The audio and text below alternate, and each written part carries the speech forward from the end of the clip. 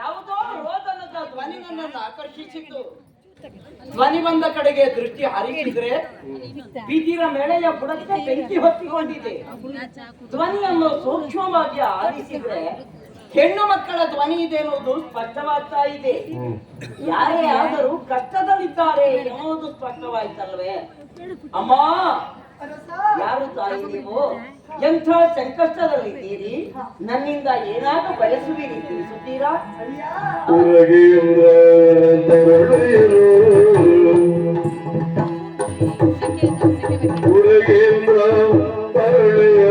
ಉಪಕರಿಸುವೆವು ಕಷ್ಟಗಳು, ಉಪಕರಿಸುವೆವು ಕಷ್ಟಗಳು.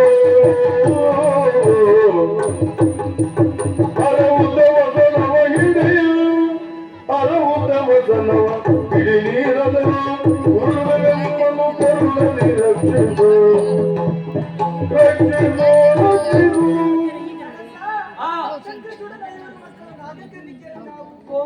ಮತ್ತೊಮ್ಮೆ ಕಾಂತಾರದಲ್ಲಿ ಸಂಚರಿಸುತ್ತಿರುವಾಗ ವ್ಯಾಘ್ರಪಾತ ಮುನಿಯಿಂದ ಶಾಪದ ವಿಮೋಚನೆ ಅವರೇ ಸೂಚಿಸಿದ್ದಾರೆ. ಏನೆಂದು? ಒಂದೊಂದು ದಿನ ಬೊಕ್ಕಸ ಭಂಡಾರವನ್ನ ಕಳೆದುಕೊಂಡು ರಾಜನೊಬ್ಬ ನಿರ್ಗತಿಕನಾಗಿ ಈ ಕಡೆಗೆ ಬರುತ್ತಾನೆ. ಅವನಿಂದಲೇ ನಿಮ್ಮ ಶಾಪ ವಿಮೋಚನೆ ಎಂದು ಅವರೇ ನೀವೆಂದು ಭಾವಿಸಿಕೊಂಡಿದ್ದೇವೆ. ಕಷ್ಟ ಕಾಲದಲ್ಲಿ ನಾವಿದ್ದೇವೆ, ನಮಗೆ ಈ ದಿನ ರಕ್ಷಣೆಯನ್ನು ಕೊಡಬೇಕು ನೀವು. ಅಯ್ಯ ನಾಗಕನಿಕೆರೆ, ಆರ್ಥ ಸಂರಕ್ಷಣೆ ಎನ್ನುವುದು ಕ್ಷತ್ರಿಯರಾದ ನಮಗಿದು ಕರ್ತವ್ಯವೇ. ಆದರೆ ಉರಗ ಸಂತತಿಯರಾದ ನಿಮ್ಮನ್ನು ರಕ್ಷಿಸುವಲ್ಲಿ ನಾನು ಸ್ವಲ್ಪ ಯೋಚಿಸಬೇಕಾಗಿದೆ. ನನ್ನಿಂದ ಉಪಕೃತರಾದ ನೀವು ಕೊನೆಗೆಲ್ಲಿಯಾದ್ರೂ ನನಗೆ ಅನ್ಯಾಯವನ್ನು ಮಾಡಿದ್ರೆ ಎನ್ನುವ ಶಂಕೆಯುಂಟಾಗ್ತಾ ಇದೆ. ಹೀಗಾಗುವುದಕ್ಕೂ ಕಾರಣವಿದೆ. ಹಿಂದೊಂದು ಕಾಲದಲ್ಲಿ ನಳಚಕ್ರವರ್ತಿಯ ಬದುಕಿನಲ್ಲಿ ಇಂತಹ ಘಟನೆ ನಡೆದದ್ದುಂಟಂತೆ. ಕಾರ್ಕೋಟಕವೊಂದನ್ನು ರಕ್ಷಿಸಲು ಹೋಗಿ ಸೆರಗಿಗೆ ಹಾರಿದ ಕಾರ್ಕೋಟಕವೇ ಚಕ್ರವರ್ತಿಯ ಮೊಸರನ್ನು ಕುಕ್ಕಿದ ಘಟನೆಯನ್ನು ನಾವು ಕೇಳಿದ್ದೇವೆ. ಎಲ್ಲಿಯಾದ್ರೂ ನಿಮ್ಮಿಂದ ನನಗಂಥ ಅನ್ಯಾಯವಾದರೆ? ಅಂತಹ ಕೆಟ್ಟ ಸರ್ಪಗಳು ನಾವಲ್ಲ, ಆಪತ್ಕಾಲದಲ್ಲಿ ನಾವಿದ್ದೇವೆ. ನಮಗೆ ಈ ದಿನ ಸಹಾಯ ಮಾಡಬೇಕು. ನಿಮಗೆ ಕಷ್ಟ ಕಾಲದಲ್ಲಿ ನಾವು ಸಹಾಯ ಮಾಡುತ್ತೇವೆ. ಯಾವುದೋ ಪ್ರತಿಫಲಾಪೇಕ್ಷೆಯಿಂದ ಮಾಡುವ ಕಾಯಕ ಇದಲ್ಲ, ನನ್ನ ಕರ್ತವ್ಯ ಎನ್ನುವ ಮೇಲೆ ಮುಂದಾಗ್ತೇನೆ. ಆದ್ರೂ ಒಂದಿದ್ಯಮ್ಮ, ಅಷ್ಟು ಎತ್ತರದಲ್ಲಿದ್ದವರು ನೀವು, ಇಷ್ಟು ಕೆಳಗಿದ್ದವನು ನಾನು. ನಿಮ್ಮನ್ನು ಹೇಗೆ ರಕ್ಷಣೆ ಮಾಡಲಾದೀತು ಹೇಳಿ? ಚಿಂತಿಸುವಂತಹ ಅಗತ್ಯ ಇಲ್ಲ.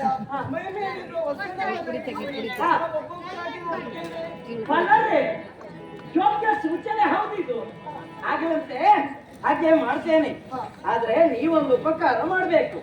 ನೀವೆಲ್ಲ ನನ್ನ ಸೆರಗಿಗೆ ಹಾರುವಾಗ ನಿಮ್ಮ ನಿಮ್ಮ ಹೆಸರನ್ನು ಸ್ಪಷ್ಟವಾಗಿ ತಿಳಿಸಿ ಹಾರಬೇಕು. ದೇವರತಿ ಹಾರಿದಳು ಶಿವ ಶಿವ, ನಾಗರತಿ ಹಾರಿದಳು ಶಿವ ಶಿವ, ಚಾರುರತಿ ಹಾರಿದಳು ಶಿವ ಶಿವ, ಕುಂದರತಿ ಹಾರಿದಳು ಶಿವ ಶಿವ, ನೀವರತಿ ಹಾರಿದಳು ಶಿವ ಶಿವ. ಬಳಿಕ ಮೂವರನ್ನು ತಂದವರ ಸರಸಿಯ ಬಳಿಗಳು ಬಚರಿಸಿ ಸಾವರಿಸಿ ತಮ್ಮೆಲ್ಲ ಗತಿಯನ್ನು ಬೇರು ಮೂವರಿಗೆ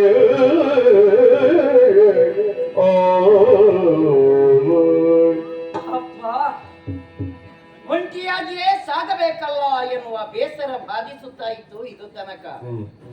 ಇನ್ನು ಮುಂದೆ ನನ್ನ ಈ ಪ್ರಯಾಣದಲ್ಲಿ ನಾನು ಒಂಟಿ ಅಲ್ವಲ್ಲ. ಸೆರಗಿನಲ್ಲಿ 5 ಸರ್ಪ ಸುಂದರಿಯರಿದ್ದಾರೆ. ಬಳಲಿರುವ ಇವರನ್ನು ಸರಸಿಯಡೆ ಕರೆತಂದು ನೀರು ಕುಡಿಸಿ ಸಾಂತ್ವನವನ್ನು ಹೇಳಿದ ಹಾಗಾಯಿತು. ಇನ್ನು ಗುರಿ ಇಲ್ಲದ ನನ್ನ ಪ್ರಯಾಣವನ್ನು ಮುಂಬೆಳೆಸುತ್ತೇನೆ. ಕಾಲೆಳೆದತ್ತ ಸಾಧ್ಯೇನಂತೆ.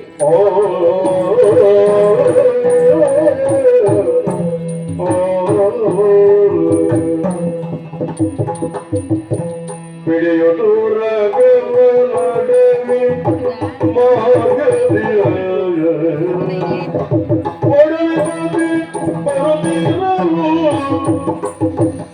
ದೇವರತಿ ತಾಗಿಳಿದು ಉತ್ತಮ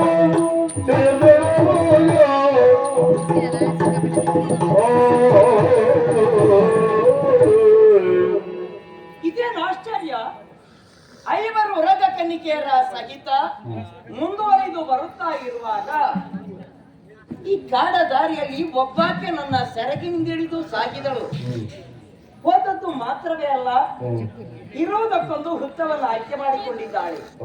ನನ್ನ ನಿಲುದಾಣ ಇದುವೇ ಎಂಬುದಿದೆ ಇವಳ ವರ್ತನೆ. ಹೋದವಳ್ಯಾರೆಂದು ಕುಳಿತ 4 ಕುಲಂಕಷವಾಗಿ ಪರಿಶೀಲಿಸಿದ್ರೆ ಶಂಖಚೂಡನ ಹಿರಿಯ ಮಗಳು ದೇವರತಿ ಎಂಬಾಕೆ ಇಲ್ಲಿ ನೆಲೆಯಾಗುವ ಮನ ಮಾಡಿದ್ದಾಳೆ ಎಂದಾಯಿತು. ಇವಳು ಇಲ್ಲಿ ನೆಲೆಯಾಗ್ತಾಳೆ ಅಂತ ಆದ್ಮೇಲೆ ಈ ಸ್ಥಳವನ್ನು ಕರೆಯಲೊಂದು ಹೆಸರಿಡಬೇಕಲ್ವೇ? ಯಾವ ಹೆಸರು ಆದೀತು? ಬರುವಾಗ ಪಥಮಧ್ಯದಲ್ಲಿ ನನ್ನ ಇವರ ನಡುವೆ ಕೆಲವೊಂದು ಮಾತುಕತೆಗಳಾಗಿದೆ. ಆಗೊಂದು ವಿಷಯ ಪ್ರಸ್ತಾಪಿಸಿದ್ದಾರೆ. ಶಂಖಚೂಡನ ಅಳಿವಿನ ನಂತರ ನಾಗಲೋಕದ ಅರಸಿಯಾಗಿದ್ದವಳಂತೆ. ಅಂದು ಅಲ್ಲಿ ಅರಸಿಯಾಗಿದ್ದವಳು ಇಂದು ಇಲ್ಲಿ ಅರಸುತ್ತಾ ಈ ಕಾನನ ಪ್ರದೇಶದಲ್ಲೊಂದು ವಾಲ್ಮೀಕವನ್ನು ಕಂಡುಕೊಂಡಿದ್ದಾಳೆ. ಆದ್ದರಿಂದ ಇನ್ನು ಮುಂದೆ ಈ ಪ್ರದೇಶ ಅರಸಿ ಕಾನನವಾಗಲಿ. ಕಾಲಾಂತರದಲ್ಲಿ ಅರಸಿನ ಕಾನು, ಅರಸಮ್ಮ ಕಾನು ಹೀಗೆ ಪ್ರಸಿದ್ಧಿಯನ್ನು ಪಡೆಯಲಿ ಈ ಸ್ಥಳ ನೆಲೆಗೊಂಡಿರುವ ಈ ನಾಗದೇವತೆಗೆ ಫಲ ಪುಷ್ಪಾದಿಗಳನ್ನು ಸಮರ್ಪಿಸಿ ಧನ್ಯರಾಗಿ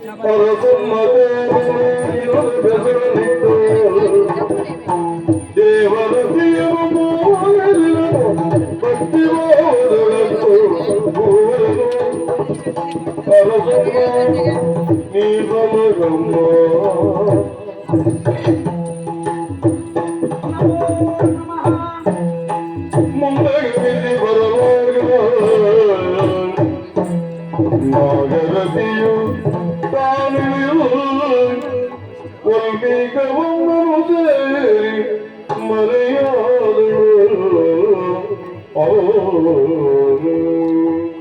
ಮತ್ತೆ ಮುಂದುವರಿದು ಬಂದಾಗ ಈಗೊಬ್ಬಳು ನನ್ನ ಸೆರಗಿನಿಂದ ಇಳಿದು ಸಾಗಿದಳು. ಇವಳು ಇರುವುದಕ್ಕೊಂದು ಹುತ್ತವನ್ನು ಆಯ್ಕೆ ಮಾಡಿಕೊಂಡಳು. ನಾಗರತಿ ಎಂಬಾಕೆ ಇಲ್ಲಿ ನೆಲೆಯಾಗುವವಳೆನ್ನುವುದು ಸ್ಪಷ್ಟವಾಯಿತಲ್ಲವೇ? ಹಾಗಾದ್ರೆ ಈ ಪ್ರದೇಶವನ್ನು ಕರೆಯಲೊಂದು ಹೆಸರಿಡಬೇಕಲ್ಲ. ಯಾವ ಹೆಸರು ಆದೀತು? ಇದೊಂದು ಕಾನನ ಪ್ರದೇಶ. ಕಾನನದ ಮಧ್ಯದಲ್ಲಿದ್ದ ವಾಲ್ಮೀಕ ಒಂದರಲ್ಲಿ ಇವಳ ಆಶ್ರಯವನ್ನು ಪಡೆದಿದ್ದಾಳೆ. ಇವಳಿಂದಾಗಿ ಈ ಕಾನನಕ್ಕೊಂದು ಹೆಸರಾಗಲಂತೆ. ನಾಗರತಿ ಎಂಬಾಕೆ ಇಲ್ಲಿ ನೆಲೆಗೊಂಡ ಕಾರಣದಿಂದ ಈ ಪ್ರದೇಶವನ್ನು ನಾಗೇರ್ತಿ ಕಾನು ಎಂದು ಕರೆಯೋಣ.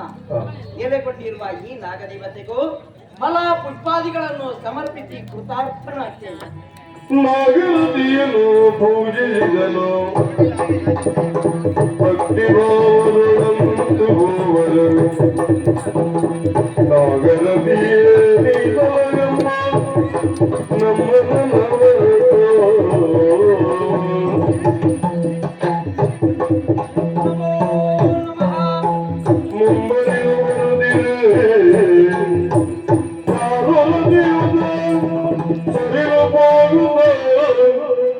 ಭಕ್ತವನ್ನನು ಪಟ್ಟು ಮರೆಯಾದಳೆ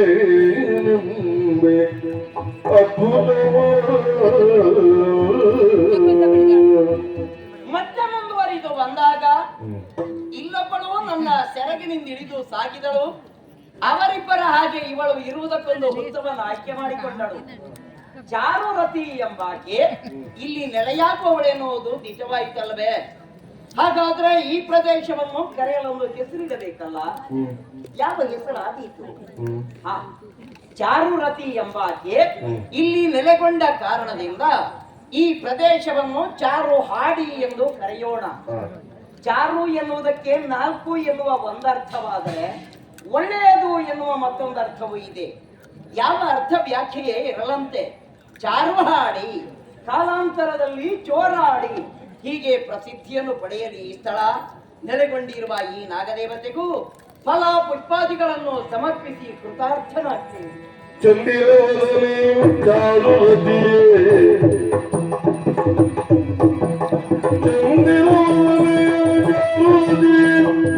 ಸಲಗಮನದ ಮರುತ ಗೆಲುಕ ಭಕ್ತಿಯು ಪೂಜಿಸಿದನು.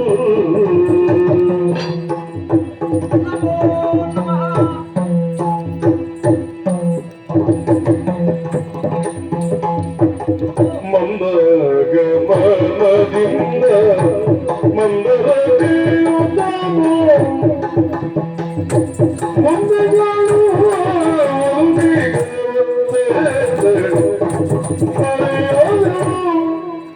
ಸಾವಿರ ಕಾಲ ಬದುಕಿದರೆ ಸಾವಿರ ಚೋದ್ಯವನ್ನು ಕಾಣಬಹುದಂತೆ. ಅಂತಹ ಚೋದ್ಯವನ್ನು ನಾನೀಗ ಕಂಡೆನಲ್ಲ. ಉಳಿದ 2 ರಗ ಕನ್ನಿಕೆಯರ ಸಹಿತ ಮುಂದುವರಿದು ಬರುತ್ತಾ ಇರುವಾಗ ಈಗ ಒಬ್ಬಾಕೆ ನನ್ನ ಸೆರಗಿನಿಂದ ಹಿಡಿದು ಸರಿದು ಹೋದಳು. ಆದರೆ ಇವಳ ವರ್ತನೆ ಆ 3 ತೀರಾ ಭಿನ್ನವಾದದ್ದು. ಅವರೆಲ್ಲ ಸರಿಸೃಪದ ಸ್ವಭಾವಕ್ಕನುಗುಣವಾಗಿ ಸರಳನೆ ಇಳಿದು ಸಾಗಿದ್ರೆ, ಈಗ ತಾನೇ ಇಳಿದು ಸಾಗಿದ ಮಂದರತಿ ಎಂಬಾಕೆ ಬಹಳ ಮಂದಗತಿಯಿಂದಲೇ ಇಳಿದು ಸಾಗಿದಳು. ಭವ್ಯವಾದ ವಲ್ಮೀಕವೊಂದರಲ್ಲಿ ಆಶ್ರಯವನ್ನು ಪಡೆದಳು. ಇವಳಿಲ್ಲಿ ನೆಲೆಯಾಗುವವಳೆನ್ನುವುದು ಸ್ಫುಟವಾಯಿತಲ್ವೇ? ಹಾಗಾದ್ರೆ ಈ ಪ್ರದೇಶವನ್ನು ಕರೆಯಲೊಂದು ಹೆಸರಿಡಬೇಕಲ್ಲ. ಯಾವ ಹೆಸರಾದೀತು? ಮಂದರತಿ ಎಂಬಾಕೆ ಇಲ್ಲಿ ನೆಲೆಗೊಂಡ ಕಾರಣದಿಂದ ಈ ಪ್ರದೇಶವನ್ನು ಮಂದಾರ್ತಿ ಎಂದು ಕರೆಯೋಣ.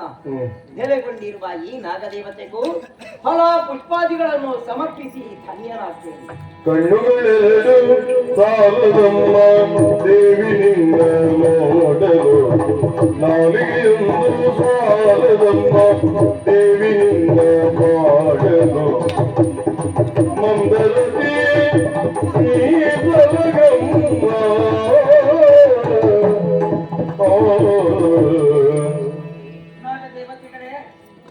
ನಾಗದೇವತೆಗಳು ಜಗದ ಜನರ ಅಭಿಷ್ಟವನ್ನು ಈಡೇರಿಸುವ ಇಷ್ಟಾರ್ಥಪ್ರದ ದೇವತೆಗಳೆನ್ನುವುದಾಗಿ ಕಂಡುಕೊಂಡ ಭಜಕ ವರ್ಗವಿದೆ ಲೋಕದಲ್ಲಿ.